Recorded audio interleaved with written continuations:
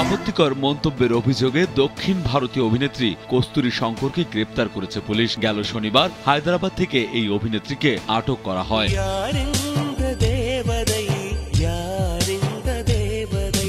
সম্প্রতি তামিলনাড়ুর একটি জনসভায় বক্তব্য রাখতে গিয়ে কস্তুরী মন্তব্য করেন, তেলুগু জনগণ সেই গণিকাদের বংশধর যারা প্রাচীনকালে রাজাদের সেবা করতেন।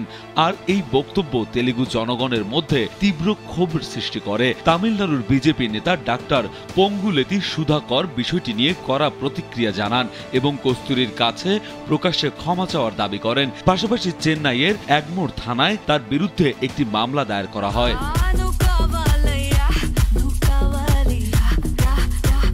স্যান্ডেলিনা সো, রূপচর্চায় আভিজাত্য।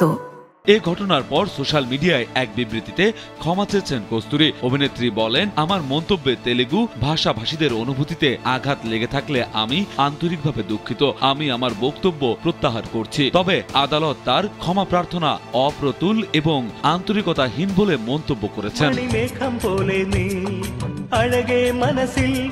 মাদ্রাজ হাইকোর্টে মাদুরাই বেঞ্চে আগাম জামিনের আবেদন করলেও আদালত তা খারিজ করে দেন। আদালত কস্তুরীর মতো পরিচিত ব্যক্তিদের সতর্কতার সঙ্গে কথা বলার পরামর্শ দেন। বিনোদন ডেস্ক, কালো বেলা।